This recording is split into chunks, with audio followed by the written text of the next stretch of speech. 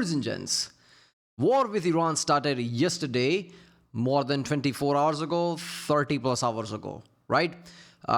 It caught me off guard, like, oh, holy shit, it's happening. I made a few videos about that, right? And I was waiting for like proper, well-made videos that people would make. And yeah, AI Telly posted a video literally when the strikes were happening. He did the same shit with Venezuela. How does he does that? Okay, so this is from AI Telly. Also like Max Afterburner video after this and few others as well. I'll try to post a lot of videos because I have a lot of like things to watch and react to. There are a lot of topics, how it went. A lot of key people got deleted. Also, a lot of places Iran actually, like bombed. So yeah, there are a lot of videos. It's going to be interesting. Let's watch one. This is how the US and Israel attack Iran inside Operation Epic Fury. Yeah, that's the name. Use a devastating tactic called time on target. With 2 aircraft carriers and a fleet of destroyers, they calculated the exact math so Israeli jets and US cruise missiles hit their marks at the exact same second. Israel's main goal is assassinating Khamenei and the top leadership, while the US pounded military targets and other high-value industry. But why did Iranian air defenses fail to activate? Because the US fights with a different kind of technology using electronic warfare from space, sea, and air. Because Americans are aliens. What are you talking about? This is what I've been saying for a long time. A lot of pro-Iranians kind of like, what an idiot. You don't know what you're talking about. I love how people just claim that without actually arguing anything. You are an idiot. You don't know anything. Oh, those aircraft carrier. Oh, Chinese missile. I told you this is America. Have you lost your damn mind? Saudi Arabia's GDP is like about 1 trillion. That is the entire defense budget of America. Defense budget alone is 1 trillion. A lot of countries, top countries, don't have that GDP. What are you, high? 1 trillion. And you're going to fight them. Of course your air defenses didn't work. Chinese air defenses in Pakistan didn't work when India attacked. This is USA. What are we even talking about here? Air. They completely blinded the Iranian radar just as destroyers launched a swarm of cruise missiles to wipe out the anti-air systems. But wait, the war is still not over. Iran still has thousands of ballistic missiles and drones, so they hit American and Middle East allied bases, and right now, almost everyone is... Ballistic missile, it's in the name ballistic with an arc. It's like throwing rocks. Yes, they have ballistic missile, and yes, a lot of them landed. So what? Trump said, oh, that's going to happen, and they literally removed personal and important things from this basis, knowing it's going to be attacked. This doesn't mean much. Surprisingly, a lot of bases got attacked than I thought, implying America didn't even try to defend those bases. Because they're like, I don't care if these bases got attacked. Because they have a lot of Patriot and THAAD missiles that really works. Like works and have been working for a long time. Many times in many conflicts and many wars. So they didn't even use that. Like, oh, let the bases get attacked, right? Americans were properly prepared. Oh, there you go. An open target. On February 28, 2026, the United States and Israel launched a major coordinated military offensive against Iran. Israeli officials have called their offensive operation Roar of the Lion, while the U.S. operation has been referred to as Operation Epic Fury. The message behind the Israel and U.S. strike was clear. This wasn't just a show of force. This was a targeted move to assassinate the supreme leader of Iran. As stated, this wasn't just a random military strike. The ultimate target was the supreme leader's own compound. Missiles dialed in on highly sensitive areas. Israel had personnel like top leaders, while USA had launchers and like defense sites. It was split like that for some reason. We're talking specifically around University Street, the Jamhuri district, and near Pastor Street. If you know the layout of Tehran, you know exactly what this means. This zone isn't just another neighborhood. It is the absolute nerve center of the Iranian government. It houses the primary, day-to-day offices of Ayatollah Ali Khamenei. But here's the catch. The IDF says they got him. An Iranian military says Khamenei was not inside his offices when the missiles actually made it. It's confirmed by everyone, I think. There's protest in Iran, so it is true. It's not Israeli propaganda. Khamenei is done. Look, man, you can boast in social media all you want. You can even comment in my video like, oh, Americans are done. The reality is fighting America is stupidity, and this is the result of it. This is just day one. What do you think is going to happen if the war, lengthens for 10 days and more? Impact. The strike may have leveled the compound, but the target slipped away. And right now, the entire region is holding its breath waiting to see what happens next. But reports says Israel says Khamenei's body has been found and he is confirmed dead. Listen, that first wave, it didn't hold back, not even a little. We're talking about a perfectly synchronized, overwhelming assault. The entire goal was to blind and cripple the regime all at once. First, they hit... Is there any other when it comes to America? You think they're just going to willy-nilly attack something? No, they've been planning for this for a month. America knows war. They've been through many. They know how to coordinate. Edge, just completely ripping through their critical industrial and aerospace hubs. Then, Tehran, the capital, rocked. Any illusion of safety they had was just completely shattered. They didn't stop there. They struck Qom, sending absolute shockwaves right through the ideological heart of the country. And if you follow this stuff, you know exactly how heavily fortified that area is. Over in the west, missiles literally rained down on Kermanshah.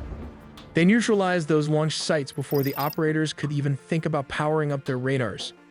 And then there's Isfahan, the absolute crown jewel of their nuclear and drone programs. Heavily defended, didn't matter, it just lit up the night sky.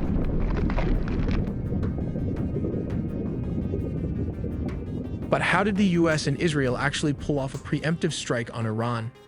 First of all, look at this map. To make this happen, they didn't just... How did America did that? There is a million ways. I'm sure they used one of those. Again, I don't like war. I'm sure a lot of innocent got hurt in this one. It's just fucked up, right? I don't like this. I don't want people to say in comments like, why are you happy? I'm not happy. I'm just stunned that there are actual people who thought fighting America was a good idea. China fights America. That's not a good idea for China. And that's China. Iran is not even... What are we even talking about here? Rely on local land bases. They brought two massive floating cities right to Iran's doorstep.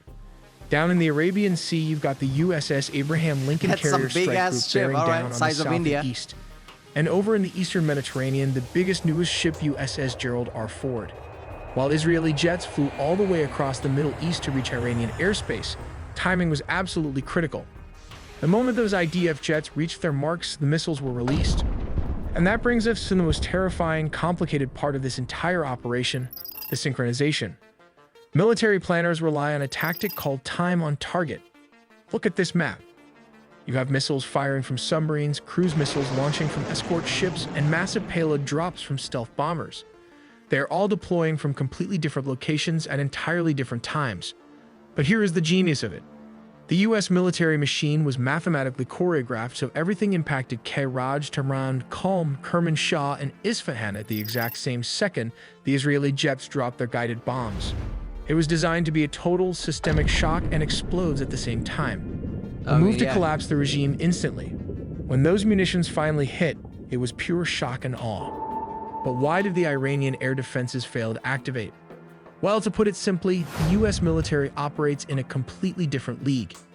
Using a highly advanced mix of electronic warfare and cyber operations, coordinated from space to the ground, the coalition was able to inject false data directly into Iranian radar screens. Top-tier Iranian air defense systems like their homegrown Baver and their Russian-supplied batteries were absolutely overwhelmed by this electronic assault. But to actually hunt them down, the US set a brilliant trap. They launched hundreds of ABM-160 MALDs, miniature air-launched decoys. To a panicked Iranian radar operator staring at a chaotic screen, these tiny drones look exactly like a massive squadron of F-15s or F-16s screaming toward the capital. With the door kicked wide open, fifth-generation stealth fighters, including both US and Israeli F-35s with possible F-22 Raptors, sliced through the airspace. I don't believe that. I don't think F-22s were there. Israeli did the strike. Americans are not part of it, and Israel doesn't have F-22s, obviously. And there was no reason to use F-22s. F-22 implies that Air Force got involved. I think it was mostly Navy and Israel, right? Like Israel doing their own thing with F-35Is, and Navy doing that thing. Air Force was for like, okay, if shit hits the fan, if it becomes too much, okay, we need to dominate the sky, send in the Air Force. This is the time where F-22s and F-35As, I think, gets involved. And F-15EX, right? I don't think F-22s were used. Why would you? Like, Israel can just use their F-35, that's fine. Is completely undetected. Ultimately, the Iranian air defense network wasn't just suppressed, it was completely dismantled, at least for the time period. Because the Iranian do have a huge firepower. Tehran has fired back. In Operation Truthful Promise 4, a massive wave of missiles and drones just targeted U.S. bases in Israel. Here's the fallout. The UAE's Al Dhafar air base was hit, leaving one dead. Dude, Dubai got damaged. Do you know how stupid that is? Second safest city. Look, any Middle Eastern country, I would not, feel safe there. But Dubai is one thing. We're like, okay, probably it's fine. It's Dubai. I mean, it's Dubai. I don't know how else to say this. Just saying that should be enough people to realize, like, yeah, what that means. Burj Khalifa's ass was on fire. How stupid is this? Do you know the level? There is an image of Burj Khalifa and there's a smoke inside of it. First of all, Iran is just going insane saying, I'll attack anyone and everything. Okay, then you piss off everyone. How does that help? All the people like, oh, our skies are off limit to US. We won't get dragged into this. That ass is on fire now. You know what? Screw it. Use our skies and attack Iran now. This is just stupid. Do you want any possible neutral or allied parties? Maybe when shit becomes too much? Maybe a voice that say, okay, you know what, Trump, let's calm down. You know what, I'm Prince of UAE. Trump, let's calm down. It's not good for the Middle East. Too much chaos, let's calm down. Do you think he's going to say that now after Burj Khalifa is on fire? The tallest building on the planet, literally crown jewel of Dubai. I don't understand. Why attack anything and everything? Attacking in Jordan, attacking in Qatar, attacking in Saudi Arabia. All makes sense to me. Why Dubai? Anywhere and anything there is any bases I'm going to attack. That doesn't narrow down anything. America has too many bases everywhere. You're going to fly missile over India to like that island, island in Indian Ocean. India might get pissed off. What is your plan? I don't understand. What is your plan? You literally just like throwing throwing rocks. You're throwing ballistic missiles. While Israel and USA is surgically attacking things in synchronizing fashion. What the hell? Dead from shrapnel. In Bahrain, the U.S. Navy's 5th Fleet HQ was directly targeted. Qatar's air defenses successfully wiped out incoming missiles, while Kuwait locked down its entire airspace under heavy fire. Meanwhile, nationwide sirens are blasting across Israel, with massive mid-air interceptions lighting up the skies over Tel Aviv and Jerusalem. That Navy's 5th Fleet thing didn't make sense to me. Why didn't you had proper defenses there? Did you move all your defenses to Israel, thinking Israel will be fucked, so let's put defenses there? These are just military outposts, we can weather the storm. Is that what you did? I mean, that would kind of make sense to me. Israel has civilians, while this basis is like military personnel that you can just remove. I don't know. But that felt weird to me, like explosion happening in a command center, right? Like, wouldn't you have like Patriot and THAAD there? If you don't want your phone and emails to get compromised like that, you should get this military-grade VPN. Think of Surfshark VPN as your frontline defense. It scans and detects threats, alerting you to thousands of dangerous emails. You can Surfshark, like, don't say it like that. Let's not associate me with the war. Calm down, calm down. Yeah, if I go to original web page link from there, support this channel. Back guarantee. But how did Israel manage to fly all the way to Iran? At 9 in the morning, Israel launched more than a dozen aircraft, but it's a complicated process. They have to navigate or entirely bypass the airspace of neighboring countries like Syria and Iraq. To avoid hostile air defenses, defense analysts estimate the actual flight distance to reach central Iran is between 930 and 1,240 miles each way. Although these routes may seem straightforward, they involve complex planning, including calculations for air refueling and coordinating attack aircraft to pass through Jordan, Syria, and Iraq. Israel and U.S. strategy was to attack Iran in 3 waves. The first wave targeted surface air-to-air sites, radar installations, and Iran's air defense headquarters in Tehran, Elam, and Khuzestan. I don't understand why you did that though. If it's that hard, like your Lincoln is just there. It also has F-35s, it has F-18s. America alone could have done this. Is it like, okay, by the way, we just attack the defenses? This is Israel's attack. Are you pushing Israel in front? Oh, this is Israel killing your people, not me. I mean, that could be the case. It might be geopolitical. The second wave focused on destroying ballistic missiles, and finally, the third wave targeted military manufacturing industries. Kicking down the door. The attack begins not with manned aircraft, but with robotic precision from the sea. The goal is simple: blind the enemy's eyes, their radars, and silence their voice, their command and control. In the Persian Gulf and the Northern Arabian Sea are laid Burke-class destroyers, ships like the USS Thomas. How did he get there? How did Ali Bakr destroyer sneak in there? Isn't like this Strait of Hormuz was a problem? You just went past that? Hudner received the launch order. The vertical launch system cells hiss open, and moments later, dozens of Tomahawk land attack missiles erupt from the decks. These missiles fly at subsonic speeds, hugging the terrain in what we call subsonic cruise missile. Hugging the ground at certain level, bobbing and weaving, basically, very hard to detect. This is not like Hellfire. Hellfire is not subsonic. It's just like missile. This is cruise missiles with proper how to say, not afterburner type. It has an engine and everything. It's a cruise missile, right? It has an insane range, but it's subsonic. Called nap of the Earth flight to stay below the radar horizon. They are programmed to loiter and strike simultaneously. Their warheads slam into S-300 and S-400 radar sites and command bunkers. They degrade the integrated air defense system, effectively carving out safe corridors for the pilots who are minutes behind them. 30 minutes past each hour, while the Tomahawks are still impacting, the silver bullets of the U.S. Air Force are already deep inside hostile airspace. These are the B-2 Spirit stealth bombers, with the air defense network fractured by Tomahawk cruise missiles, usually fired from destroyers hundreds of miles away. The path is now clear. Now comes the strategic sites like nuclear bunkers, which can be bombed by B-2 Spirit, the tip of the spear. Launching from bases in Jordan and the UAE, squadrons of F-15E Strike Eagles roar into the theater. These are the bomb trucks of the operation.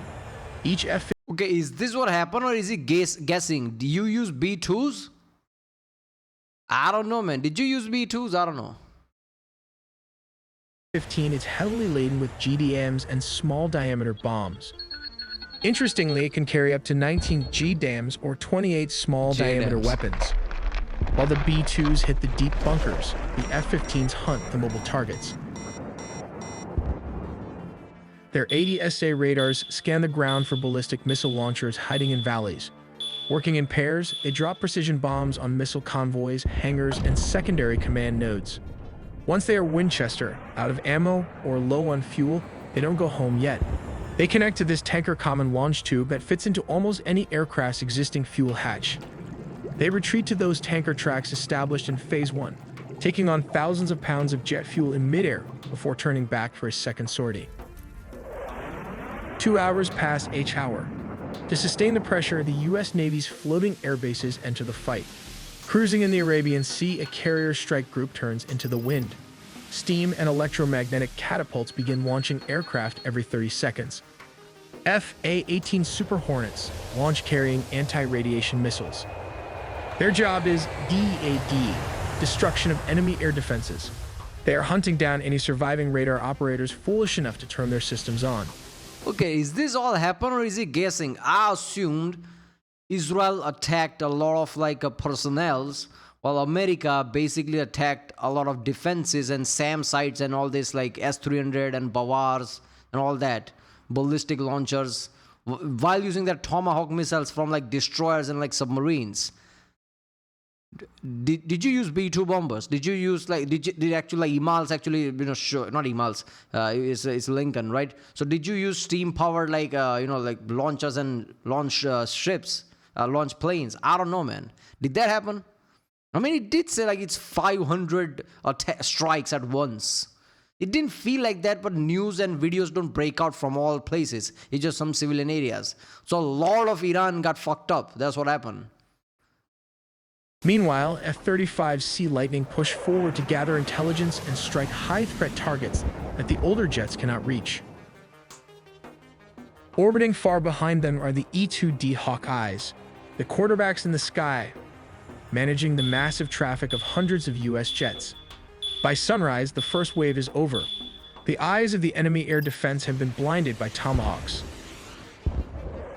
The The heart of the nuclear program has been crushed by B-2s, and the limbs of the missile forces have been severed by F-15 and carrier aircraft.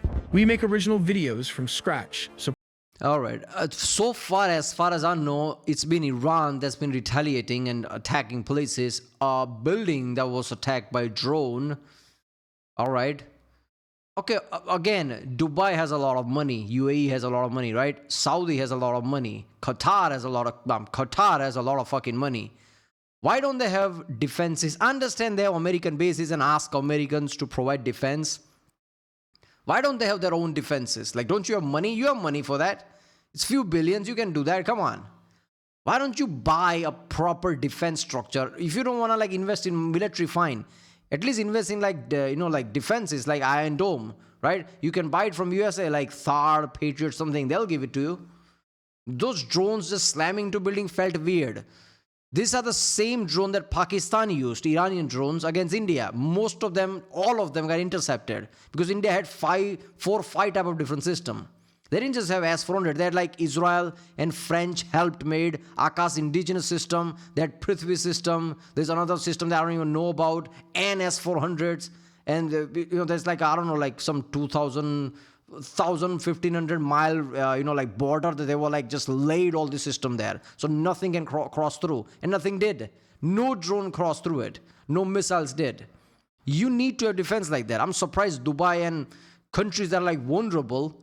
And if anything, these countries need to feel safe because these are tourist destinations. They get a lot of their money from tourists. You think after the Burj Khalifa got bombed, tourism is going to bounce back up? No, it's not. Now people are going to be afraid of going there. This is insane, man. I have a friend right now who's in Dubai, just like put it something on Instagram. I'm like, I didn't know you in Dubai. Damn, that's insane. You can see a cloud rising up. It's just fucked up, man. Royal, if you like my reaction to fly, subscribe, and I'll see you next time.